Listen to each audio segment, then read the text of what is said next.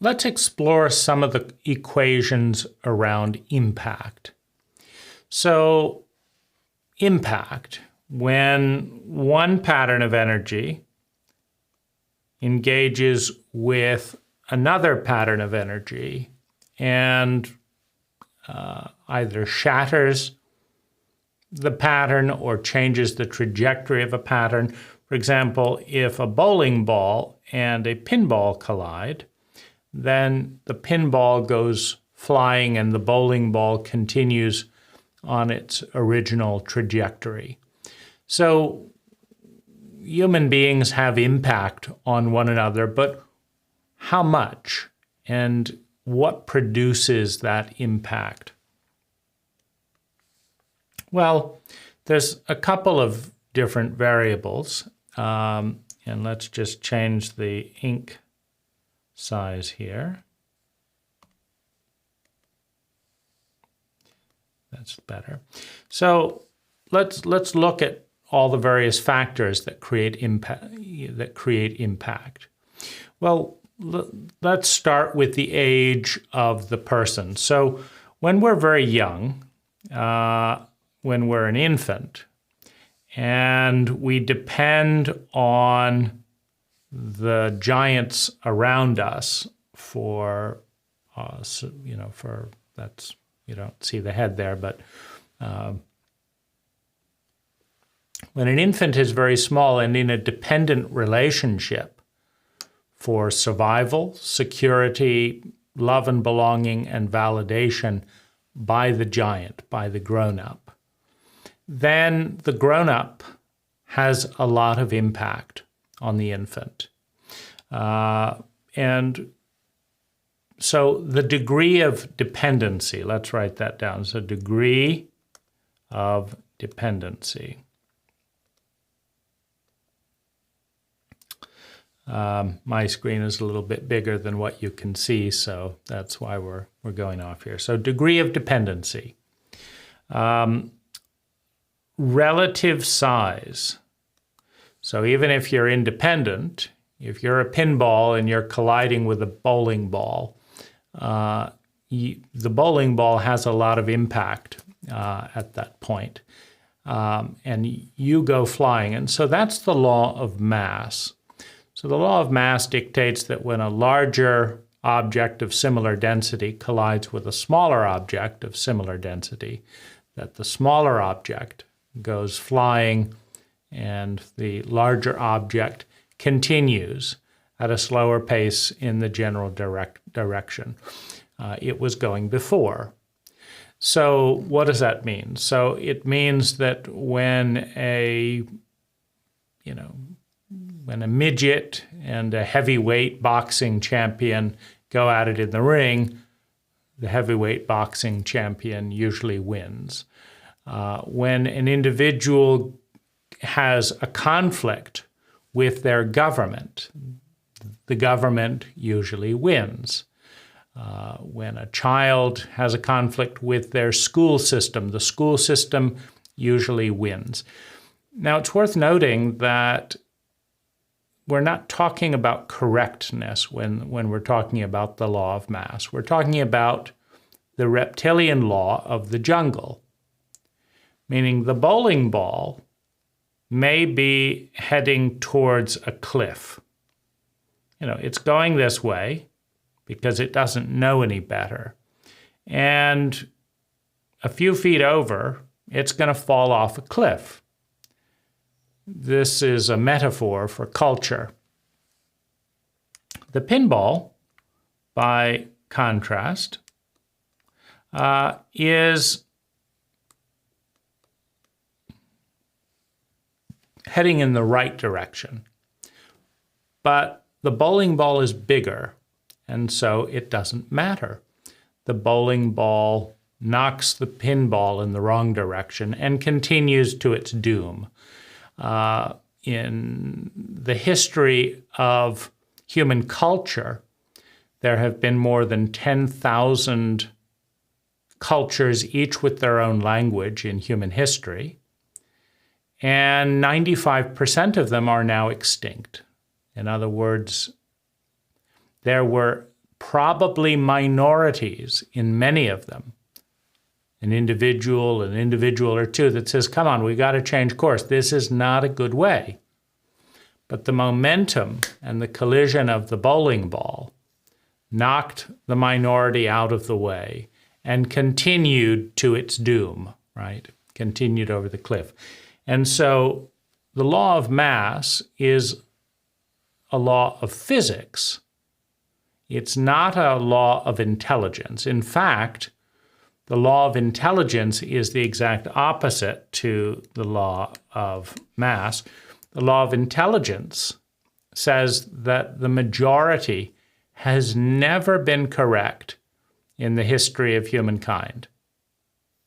It's never been right, not once in the history of humankind.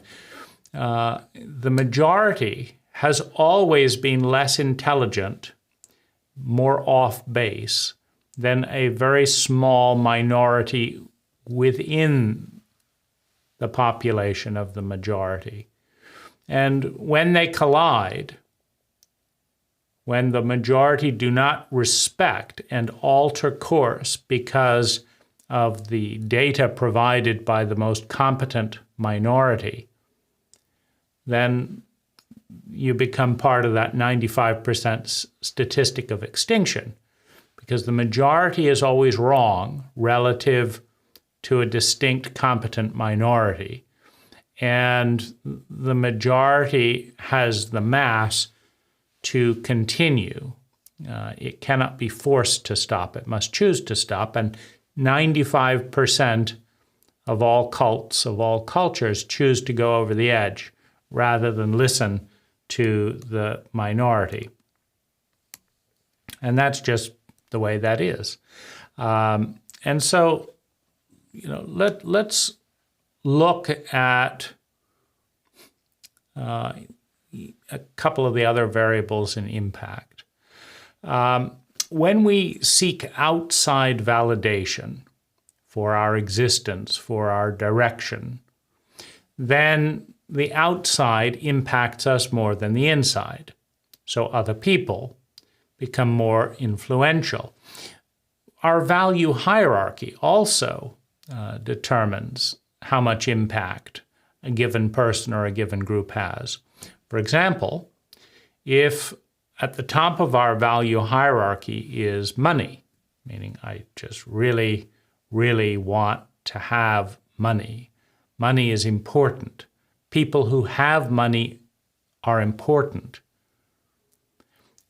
Those are beliefs, but those beliefs weight the word and the symbol called money. So now if you meet the richest person in the world, they will have a tremendous impact on you because you've given them a lot of weight. Your beliefs have elevated them. They've created a hierarchy and they're at the top.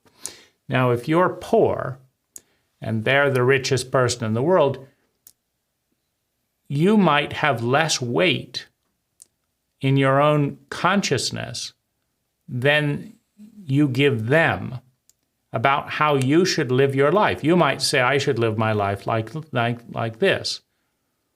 But they say, from the position of weight that you've given them as the richest person in the world, they say, no, you should live your life like that. Now, if you deeply believe that people with money are more intelligent, for example, it's nonsense. You can inherit a lot of money and be very stupid, but that doesn't matter. What matters is that you are assigning the weight because you're not very intelligent, right? Meaning if you were more intelligent, you would understand that money does not necessarily have anything to do with intelligence. But because you're not intelligent, you can assign that weight, or because you don't question your cult or culture, you can assign that weight. And then suddenly somebody has a lot of impact on you because they have money. Now, the same is true in any of your values. If you value sexual attractiveness as the single most important metric to use to evaluate people, well, then you will give a lot of weight to the person that you think is the most sexually attractive. Now, the weight comes from you, but because you believe that they are more sexually attractive than you, and you believe that sexual attractiveness is the most important thing, and you believe they are the most sexually attractive person in the world, now suddenly they have more weight than you in a given area because you view them as more attractive than you. Now, other people might not agree with you, but that doesn't matter. We're looking at impact. And impact is all about weight. But weight is not just physical, it's psychological. So we choose our value hierarchies, meaning we all, as human beings, have the same values, but we value one thing more than the other. So you may value freedom more than you value honesty. As long as I'm free, I'm willing to lie. Now, if I can be free and tell the truth, that's great. But if I have to choose between telling the truth and being free, I choose freedom. Well, that's you. Someone else says, no. Honesty is important, and sometimes you have to pay the price for doing the right thing. And I did commit the crime, and so I'm going to confess, and if I'm locked up for a year, so be it. So we all value the same things: honesty, freedom, power, wealth, pleasure. We all value the same things, revenge, whatever. But each of us values those things in a different order of priority. Some people, when they have an opportunity for sexual gratification, will choose pleasure more than trustworthiness and truthfulness, meaning they have a monogamous agreement, but the pleasure is more important to them than being trustworthy with that agreement and being honest. And so when sexual gratification presents itself as an opportunity, they will generally tell the truth, but they will lie in that area because sexual gratification is more important than truth because it's pleasurable. Someone else, the exact opposite, right? They also value sexual gratification and honesty, but they value the honesty more than the gratification. So this is a hierarchy. Whenever there's a situation that demands we choose this way or this way, based on our hierarchy, we go one way, whereas another person may go the other way. So we choose our value hierarchy, and then reality presents itself as doorways to those values. And people present themselves as doorways to those values. Like if I value food, nourishing food, more than anything else in the world, organic, nourishing food, and I fly to a country and I taste the best nourishing organic food, then I have to move there. I have to be there. I have to stay there because that's the most important thing in the world. That's my decision. And what isn't my decision is it happens to be here. So I have to then respond to reality. So that reality, the realities that we value highly, have impact on us. If we value, articulating talent, for example, then we have to respect and listen to the people who speak well. The same thing, if we value articulating talent very highly and we don't value emotion very highly, then someone who's not talking clearly and who's very emotional, we have no respect for, no value of. But someone who, whether they're emotional or not, talks very clearly, then that's what we value. Now, this is not a judgment. This is just we all allocate different amounts of value to different qualities. And that sets us up to be impacted strongly when we encounter realities and people that inhabit, that embody the ideal more than any other person or context. So that is a big issue. Now, the other thing is repetition. Now, here we talk about things like neuronal programming, a rut, right? If I think I'm an ugly person, I'm an ugly person, I'm an ugly person, I'm an ugly person, I'm an ugly person, I wear that rut into the brain, and it's not a very pleasant thought, so it's a painful groove that I'm wearing in. Now, if I then listen to a teenager say, wow, look at that ugly guy, it touches on the groove because it's using the same words. And so now I have a strong reaction. Now, what am I reacting to? I'm reacting to my belief. I'm also reacting to the sting that's built up, like sunburn, of 1,000 times that I've said that in my own mind and not liked it and hoped it wasn't true. And then someone else is saying that same thing, and it's reinforcing all that. Now, similarly, someone else, a mother, an abusive mother, an abusive father may say, you are an ugly kid, you're an ugly kid, you're an ugly kid, you're an ugly kid. They say that 10,000 times. And then one time we say, maybe I'm ugly. And it really, really hurts. Because we're saying it once, but in doing so, we're lining up and adding weight and agreement to the 10,000 times. And so if it's true, then we've got 10,000 grooves and messages around that. So it's a lot of impact. And meaning is another form of impact. When we say that if I'm rejected by, when we say this is an intelligent person, and then we say another belief that intelligent people see things more clearly than I do. I go in for a job interview, and I say that's an intelligent person.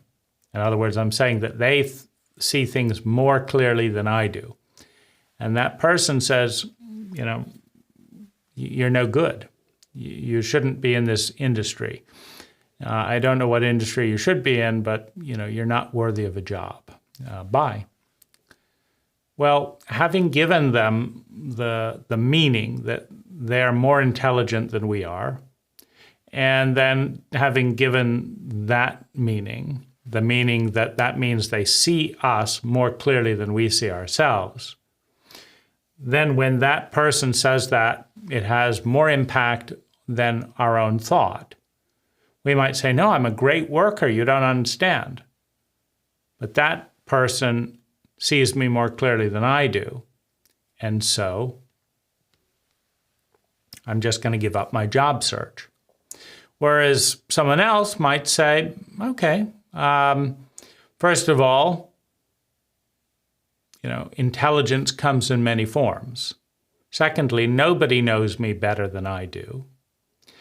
Thirdly, people make mistakes in hiring all the time. The best people do. And then, people go on to make millions of dollars when nobody would hire them. And, J.K. Rowling was rejected by 100 publishers for the most famous book series of the century, Harry Potter, right? So rejected, rejected, rejected, rejected.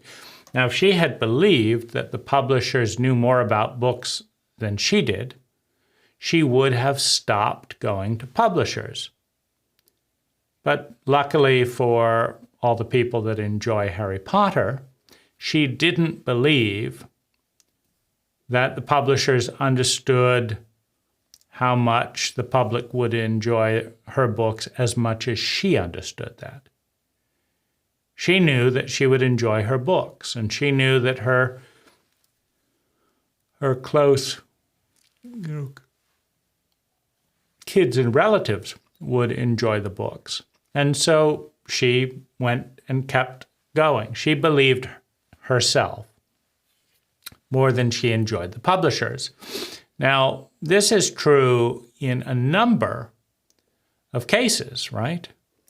Elon Musk was thrown out by the Yellow Pages. The Yellow Pages were going to be eternal. Who needed the internet?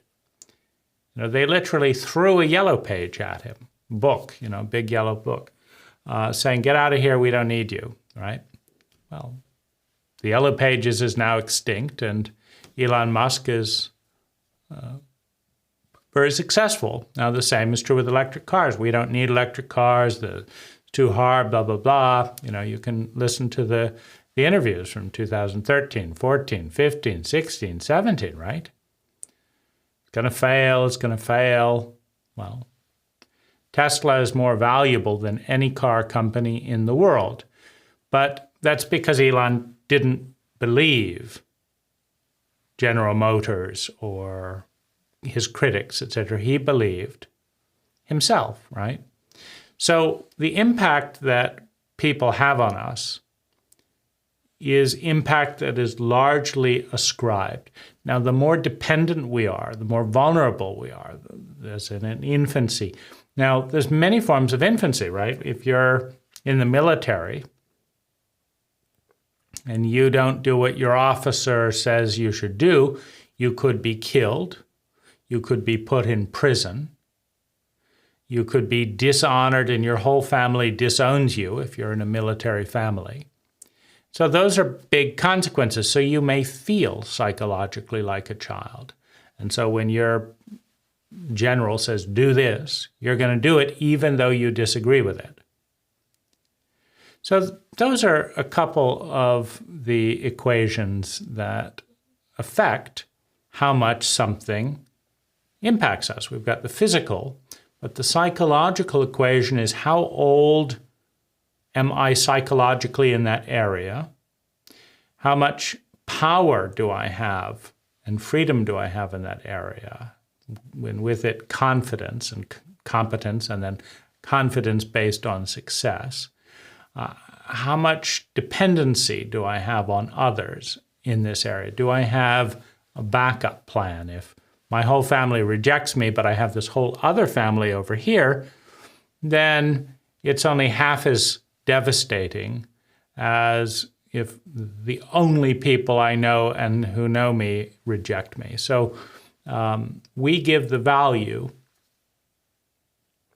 based on our ideals, based on our beliefs, and they may not even be our beliefs. We inherit a value hierarchy and cult framework from our culture. We inherit that. And we only differ from that by conscious choice. If we edit that code and say, you know what, I am in a cult that values and measures people's money and that doesn't value and measure people's kindness. But I value kindness more than money. And so my cult has trained me to value who's the rich person, but I'm going to practice valuing who's the kind person, at least in situations that don't require money, etc. And so these are the issues. Trauma is another aspect of impact because it ties in with memory, body memory. If you were highly traumatized, meaning your identity was threatened or shattered at some point due to a certain set of circumstances. Your whole pattern of identity, your pattern of thinking, feeling, speaking, doing, and being was broken or threatened. Well, then you're going to feel threatened as an identity, as an ego, when you come across triggers that remind you that there are these giant forces around you that are bigger than you are. And so, someone with blonde hair might trigger that. Well, then suddenly your fear of being re-traumatized, your desire, your number one goal of never having that happen to you again.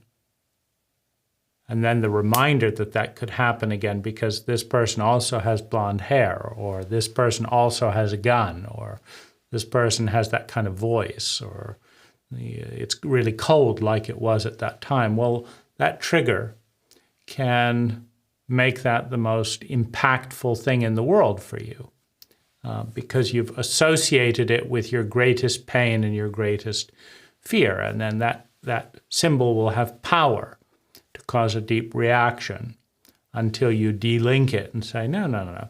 I'm going to let go of people with blonde hair because it wasn't the blonde hair that caused the trauma. It was the gun, the knife, the government order. So a little bit about measuring and understanding impact.